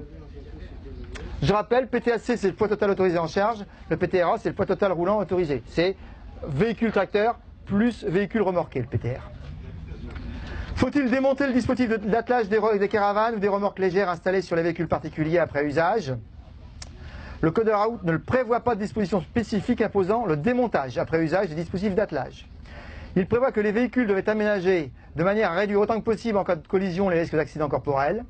Chaque automobiliste doit donc en apprécier en fonction de la position et de la forme du dispositif utilisé la dangerosité de son véhicule pour un usager venant de l'arrière et prendre en conséquence les mesures adéquates s'il décide de ne pas démonter la boule d'attelage. En règle générale, il n'y a pas de problème. J'ai rarement vu des attelages avec des angles saillants parce qu'ils auraient du mal à se faire homologuer. Donc, vous pouvez garder votre attelage. Maintenant, ceux qui ont des attelages, moi sur mon véhicule tracteur, c'est une attelage démontable de série du constructeur. Je l'enlève parce que bon, ça fait déjà plus joli déjà et puis ça coûte rien. Voilà. Obligation de roue de secours. Non, il n'y a pas de rien n'impose, aucune réglementation n'impose la présence d'une roue de secours. Bon, c'est utile des fois, hein, bien sûr. Une roue de secours n'est pas un élément de sécurité, elle n'empêche pas les crevaisons, hein, ni les éclatements. Ça a un poids, ça a un coût, ça a un encombrement. Par contre, l'Europe est en train de mettre en place des dispositifs embarqués de contrôle de pression. Maintenant, tous les véhicules modernes ont des dispositifs de contrôle de pression qui va permettre de déjà se rendre compte, de dire, ah tiens, je perds de la pression. Voilà. J'en viens pour les M1G, c'est-à-dire les véhicules tout-terrain. La BAE, c'est la barre anti-encastrement sur les véhicules catégorie M1G. Il y a des respects, c'est-à-dire qu'il n'est pas question d'avoir un véhicule qui va faire 1 mètre de hauteur et puis dans lequel n'importe quel cyclo ou voiture va pouvoir s'engager dessous. Hein. Donc il y a des respects de règles à respecter, de hauteur. Il n'y a pas de justificatif de résistance pour les M1 parce qu'on est un camping-car ou on est un M1 et on est un transport de personnes. Il a la possibilité d'être rétractable en tout-terrain, parce qu'on comprend bien que si vous avez une BE, ça risque en tout-terrain de vous gêner. Et vous n'avez pas de PV à fournir. Donc c'est assez light pour les... On vous demande simplement de respecter l'article 10.1 et 10.3 de l'arrêté du 19/12/58, qui est l'arrêté français sur l'aménagement des véhicules. Donc, Fournir, ça veut dire en gros qu'on peut le faire soi-même, quoi. Vous pouvez le faire vous-même, oui, tout à fait, oui. Alors, du moment que vous respectiez ces règles-là, c'est assez visible parce que, voilà, je vais essayer de le faire, on va le faire en 2 fois, ça vous permettra d'être plus lisible. Oh, c'est trop, non, ça va aller. Voilà, donc vous avez des règles à respecter, c'est pas plus de 70 cm de libre en dessous. Vous devez être à moins de 0,46 m de la largeur de votre véhicule, et de chaque côté, et vous pouvez avoir des trous entre les deux, mais pas plus de 60 cm de large. Voilà, toujours pareil pour éviter qu'un cyclo s'encastrer dedans. Autre chose maintenant, sur le côté, cette partie-là, vous pouvez être en retrait de 60 cm en arrière, et par contre, pour avoir ces 70 cm de hauteur. Voilà les règles, j'ai fait un petit schéma pour que ce soit plus clair que le texte de l'arrêté. Entre les roues avant-arrière. Non, là, rien, c'est autre chose, ça. Là, on n'est pas en camion. Hein. Les camions, oui, l'anti-encastrement. Les anti-encastrements, là, si c'est un camion, vous avez l'anti-encastrement à respecter. On n'est pas en camion, là. Là, on est en véhicule. On a des amis Moins de qui ont été embêtés par ils ont importé un T5 plateau d'Allemagne qui n'avait pas les barres anti-encastrement sur le côté et on lui a imposé des mètres à 1 500 € le bout de chaque côté. Je vois pas sous quelle règle. Ah bah, dans le sud-ouest, ils ont trouvé les... Ah. Alors, les pare-chocs, on m'a posé la question pour tout ce qui était, en gros, c'est plus, je pense, pour les véhicules camions qui ont des raidisseurs, des anti-renversements, voilà. Donc là, on va avoir deux textes qui vont nous contraindre pour faire ce que l'on veut faire. On ne fait pas n'importe quoi pour deux textes. On a un premier texte, c'est toujours l'arrêté du 19 décembre 58 qui va interdire tout ce qui est partie saillante et dangereuse vers l'avant. Je vais vous le montrer tout à l'heure. Il y a aussi un point très important qu'on oublie souvent, c'est de ne pas interférer dans les champs de vision du conducteur. Le véhicule a été homologué avec des champs de rétrovision. À la place du conducteur, on doit voir des parties de route à droite, à gauche, en arrière, voilà. Et si vous commencez à voir des pare-chocs, enfin des tubes sur des renforts de cabine qui vont cacher la partie du rétroviseur, ou même le pare-brise, une partie du pare-brise, ça va remettre en cause l'homologation de cette partie champ de vision du conducteur. C'est-à-dire refaire un PV champ de vision du conducteur. Voilà. Donc ça c'est un premier point. Si par contre c'est caché, c'est dans le montant en gros, bon voilà, c'est à la place du conducteur, bon, c'est un petit peu estimatif c'est vrai, mais on se met à la place du conducteur, on regarde si on va pas être au quart de millimètre près. On voit que si manifestement il y a pas ça cache pas ça crée pas un angle mort. Nous on l'a régulièrement avec les pompiers. Moi je m'occupe de la CIDES. J'ai la SDVI aussi qui fait des véhicules un peu atypiques. Bon voilà, on a l'habitude de savoir ce que l'on valide ou pas. Donc l'arrêté du 19 décembre 58, il est assez clair là-dessus. Vous voyez, ça apparaît là? Non. On va le mettre plus petit, on va le mettre plus grand alors. Allez, mais attendez, laissez-moi le temps. Voilà. Ouh, j'ai ça qui m'embête. Voilà, et on va monter. Ça va? Puis je vais virer tous mes trucs là, qui me gênent. Donc, dans toute la partie située à l'avant du pare-brise des véhicules, la carrosserie automobile ne doit comporter, dirigée vers l'avant, aucune partie non indispensable du point de vue technique, pointue, tranchante ou constituant un angle vif ou une saillie dangereuse susceptible d'aggraver notablement en cas de collision les risques d'accident corporel pour un usager de la route. Voilà. Sont notamment interdits tout ce qui est ornement, voilà. Mettez pas n'importe quoi, voilà. Tout ce qui est saillie, voilà. C'est la victoire de Samothrace sur sa Rolls? Non. Alors la victoire de Samothrace, elle est démontable, elle est escamote. Elle est escamotable et il y a deux versions, elle se démonte. Comme chez Mercedes. Voilà. Ah non, mais le Mercedes, celui il s'efface tout seul, il n'y a aucun problème, en plus c'est rond. Comment? Si on veut améliorer la visibilité dans un véhicule, moi par exemple j'ai le cas de mon véhicule, quand je suis sur une certaine route, je ne peux pas regarder. Il est tolé, il faut préciser. Voilà, il est tolé. Je peux pas, j'ai une mauvaise visibilité sur ma droite. Donc je vois pas les véhicules qui arrivent. Je prends un risque énorme, des fois je m'engage et je vois pas. Oui, bah rien ne vous empêche de rajouter un. Justement. Alors, non mais si vous voulez rajouter non, je parle d'un rétroviseur grand angle. C'est ce qu'ils ont les camions. Ouais, mais à ce moment-là, je change le genre. Non, mais non, vous en mettez un de plus. Votre véhicule, il est homologué pour être avec, c'est du N1 ou voilà, de base avec deux rétroviseurs, c'est tout. Hein, si c'est un poids lourd, déjà il va déjà l'avoir normalement. Le grand angle, il va l'avoir si c'est un poids lourd. Si c'est un peu récent, enfin pas trop vieux. Il est bien, on voit l'angle mort, mais pas suffisant. Et bien à ce moment-là, vous rajoutez en dessous un autre qui va être. Vous ne pouvez pas changer votre rétroviseur. Il est homologué, il sert dans l'homologation. Alors à moins que le constructeur en ait une autre version, j'en sais rien, homologué. Mais autrement, vous ne pouvez pas changer les rétroviseurs d'origine du véhicule. Vous remettez en cause le champ de vision du véhicule d'origine. Donc si c'est pour avoir un grand angle à côté, mais d'un autre côté perturber votre champ normal, c'est pas bon. Donc il va bien falloir. Par contre, si vous en mettez un autre qui ne gêne pas du tout, qui ne va pas perturber votre champ de vision de vos deux rétros d'origine, c'est pas un problème. Non, parce que moi dans l'idée, j'avais justement dans la porte glissante qui est collée, je voulais y mettre une petite. Si vous voulez, c'est pas un problème ça. Ça nécessite l'autorisation du constructeur. Oh non, s'il n'y a pas de montant. Oh non, non, c'est la porte, c'est de la tôle. Non, non, c'est un ouvrant. Non, non, il n'y a aucun problème ça. Oh non, non, on n'ira pas vous embêter avec ça. Hein. Autre chose, je ne sais pas si vous voyez bien ce véhicule-là. Malheureusement, j'espère qu'il n'est pas là, le client. Parce que c'est un véhicule, il avait un beau véhicule de collection, c'est un véhicule dépanneuse de l'armée des années 62-65, voilà. Un 6.6 de l'armée, voilà. Carte grise, mais carte grise collection. il n'a rien trouvé de mieux que en dépanneuse, hein, c'était une dépanneuse. Donc carrosserie, véhicule dépanneuse, VSP dépannage, voilà, collection.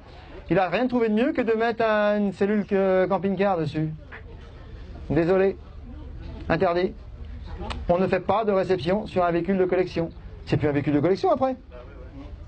Donc, et il n'y a pas de retour de véhicule de collection, c'est pareil. Hein. Véhicule, quand il est passé en collection, c'est fini. On ne revient plus d'un véhicule de collection. Impossible. Impossible. Rien n'indique qu'avant, c'était pas un VSP avant d'être en collection. Ça change quoi au problème?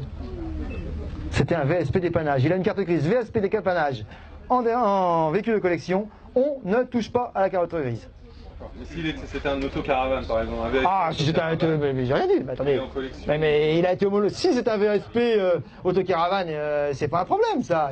Il était. Maintenant, on va arriver à avoir des autocaravanes qui sont en véhicule de collection si on veut. Il a été homologué, les premiers camping-car pilotes, ils peuvent être en véhicule de collection. Hein. Donc ils ont commencé en 70, 72 je crois. Donc, il y a une possibilité de vérifier l'antériorité de ce qu'était le véhicule avant la collection? Mais non, mais votre carte grise, automatiquement, elle va être en véhicule, elle va garder la carrosserie de véhicule d'origine. Donc, quand vous passez en véhicule de collection, elle va garder l'anciennement, elle va marquer. Voilà. Alors, voilà, maintenant, vous avez toutes les clés pour faire réceptionner votre véhicule, enfin, je l'espère.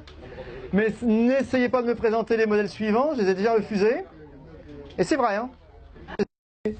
Donc, bon, j'ai dû être persuasif. De toute façon, ils se rendent compte qu'il n'y a pas d'autre moyen. Donc là, bah, ils le mettent en circuit, fermé. Par contre, j'ai dit, vous avez le droit de circuler pour des manifestations bien particulières, la mi-carême et tout ça.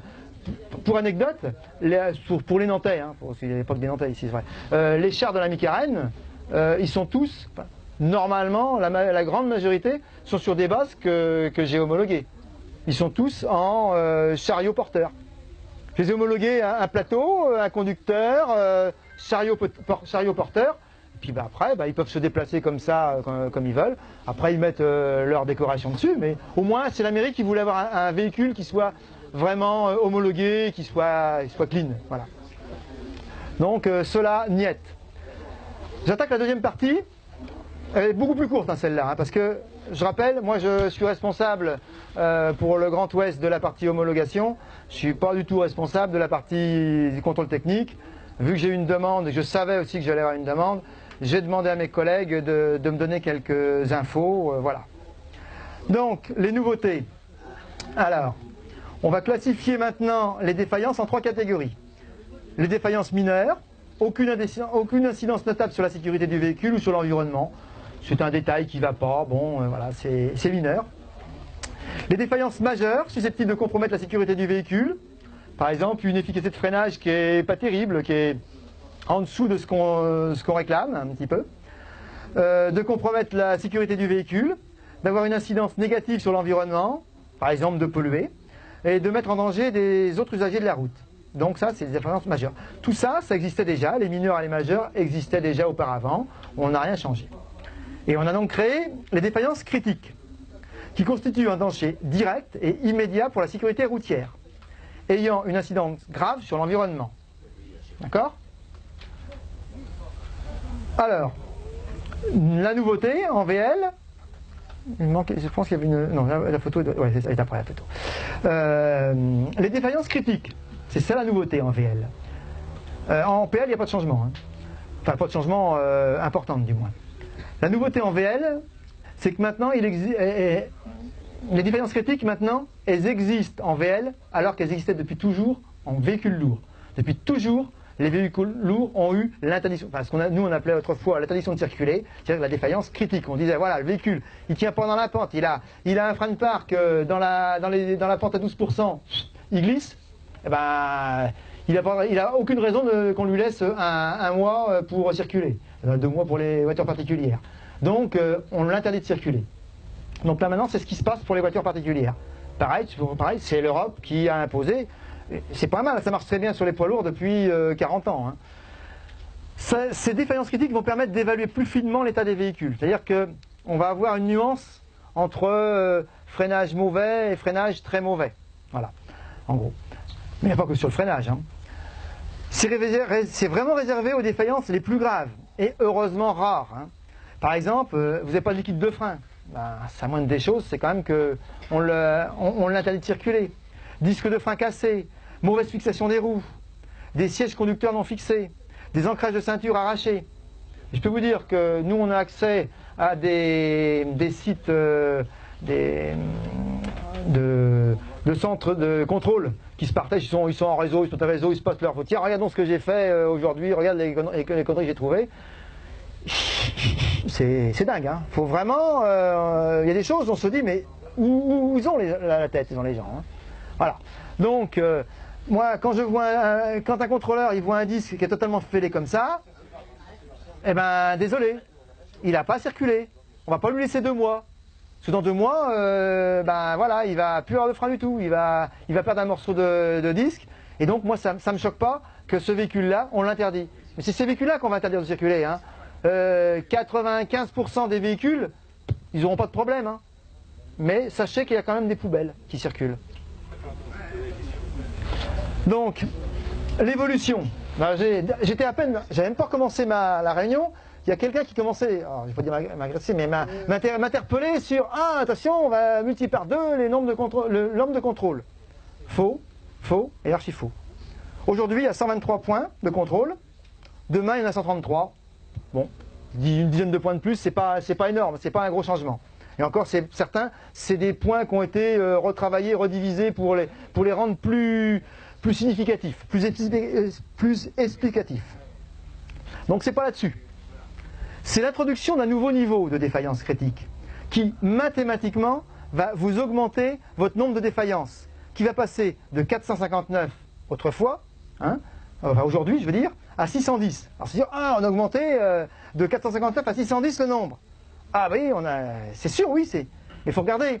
Si vous êtes contrôleur, je vous donne une réponse à avoir, le résultat, il est... alors, je prends un essai, si, on va prendre autre chose. Le résultat, c'est blanc ou c'est noir?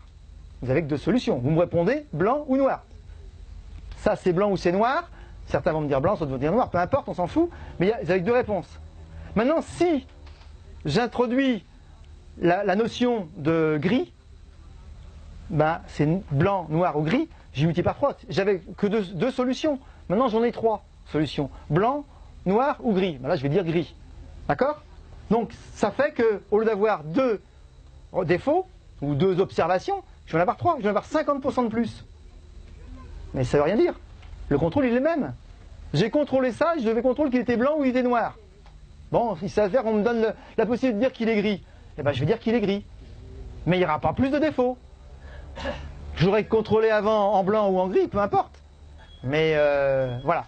Donc, mettez-vous bien ça dans la tête. Ça ne va pas multiplier les contrôles et 50% des véhicules vont être refusés. Non, c'est faux. Et en plus, ils ne se cumuleront pas tous. Ça veut dire que les points vont être affinés alors. On va exactement, c'est ce que je disais avant. On va regarder plus finement, c'est-à-dire que le défaut, avant, on lui disait, le frein, eh ben, il est mauvais. Alors là, on va dire, il est très mauvais ton frein. C'est-à-dire qu'avant, le disque, on lui disait, ben, il est mauvais ton frein. Hein, il n'est pas bon, il faut que tu viennes dans 2 mois. Ben là, je veux dire, tu vas pas venir dans 2 mois, tu vas réparer immédiatement. Et ça ne me choque pas.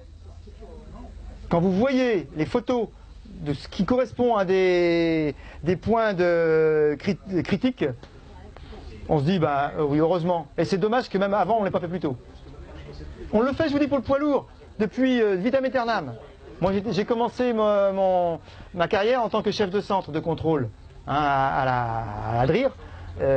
On faisait 27 000 visites techniques par an sur mon centre. J'étais le 5e centre de France. On envoyait des véhicules, hein. C'était pas beau à voir, hein, certains. Hein. Et ben, on refusait, on n'avait pas de scrupules à les refuser, et certains, même des fois, c'était les chauffeurs qui nous remerciaient.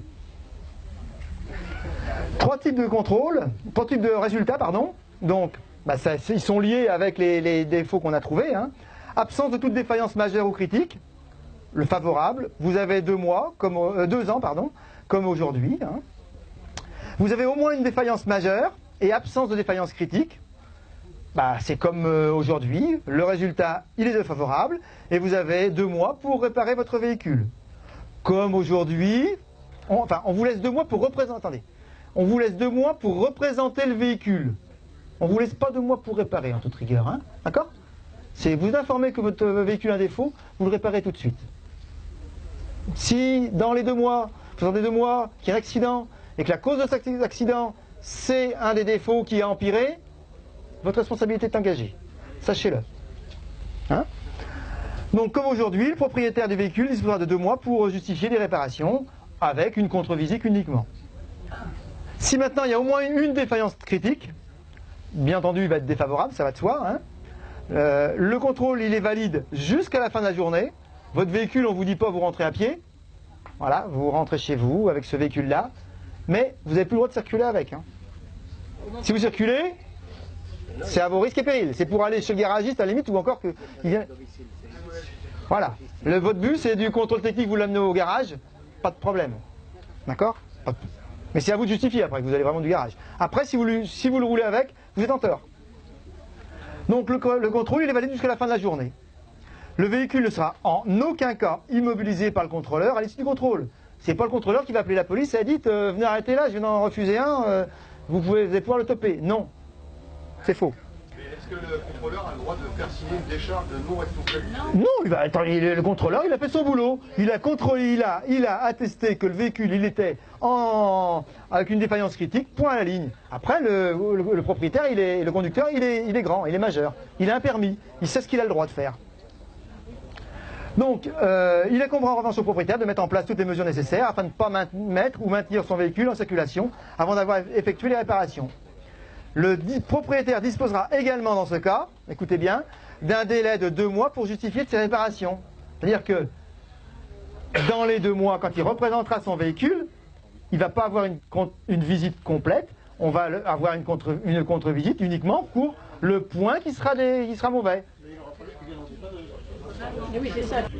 Oui, c'est ça. Comment il... Non, il va... Non, vous avez le droit.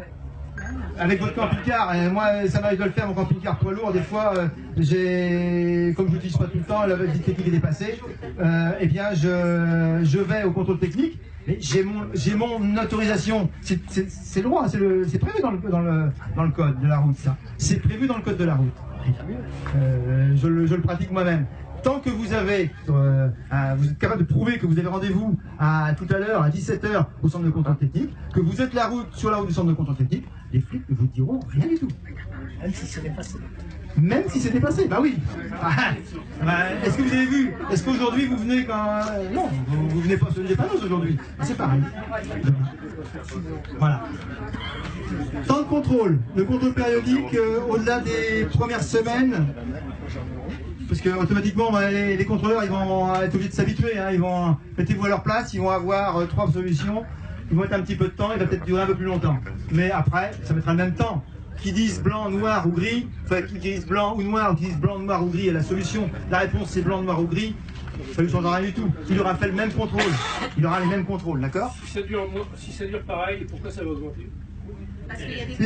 Ils sont libres. Ils sont libres. Donc ils font ce qu'ils veulent. Les contre-visites sont gratuites dans les grandes villes, souvent, et sont payantes en campagne, parce qu'il y a moins de concurrence. Ou même en campagne, s'il y a de la concurrence autour, c'est libre. C'est comme votre pain. Votre pain, vous allez le chercher à la boulangerie où vous voulez. Il n'est pas le même prix. C'est pareil pour le contrôle technique, comme beaucoup de choses. Les contre-visites, oui, je veux dire, sans doute un temps un petit peu supérieur, parce qu'elles seront plus complètes, ils auront plus de contrôle, peut-être, ils vont voir plus large. Avant, on leur disait, vous voyez que ce point-là, ils reverront, mais s'il était bon la veille, il n'y a pas de raison que ce point-là, ou s'il est mauvais, ça veut dire que la réparation était mal faite et a créé un autre défaut. C'est possible aussi, ça. Hein. Il devra quand même le recontrôler. Il refuse pour un point, il recontrôlera l'ensemble de points où il est. C'est-à-dire où toute la fonction se... Oui, c'est ce que je vous dis. Pour un clignotant et qu'il n'y a rien pour une contre-visite de clignotant, il recontrôlera l'ensemble de l'éclairage. Et si la veilleuse à gauche est grillée, un rapport terrain contre la visite. Oui, non, mais... S'il y a un point de clignotant, il vient par contrôler le freinage. Non, il n'y aura pas de freinage. C'est l'ancien. Oui, c'est ça. Parce qu'il ne recontrôle pas que le clignotant. Il est quand même toute la lumière. Donc, ce que je disais, les tarifs sont librement fixés par les centres, mais en tout cas, la nouvelle réglementation n'impose pas de nouveaux coûts significatifs. On ne leur impose pas des nouveaux matériels. Qui ne viennent pas dire on nous a imposé tel matériel nouveau. Non. Même pour Le règle-phare, 1er juillet, non, mais le règle-phare d'être changé dans tous les centres de contrôle de France. Non, parce que ils l'auront déjà, certains l'ont déjà. Il est obligatoire. Non, mais s'il n'est pas aux normes. C'est pas jamais, c'est pas jamais. Oui, ça c'est des modifications. Petit à petit, il y a quand même. Il y a bien entendu des trucs qui vont évoluer, ça évolue, mais ça a tout le temps évolué. Et c'est voilà, mais c'est normal, ça suit. Écoutez, la pollution, par exemple, ce qui va bouger beaucoup, par exemple, c'est la pollution sur les diesels. Aujourd'hui, le pastilètre, on ne contrôle rien, hein. Excusez-moi, mais on ne contrôle rien du tout. Hein. D'accord? Le système, il ne contrôle rien. Donc demain, il va y avoir des opacimètres qui vont réellement contrôler. Un véhicule Euro 5, Euro 6, j'ai jamais vu un véhicule Euro 5, Euro 6 refusé au contrôle technique sur l'opacité des fumées. C'est n'importe quoi. Donc ça va évoluer, c'est normal ça. Voilà. J'en ai terminé. Je sais pas si j'étais un petit peu long, je pense.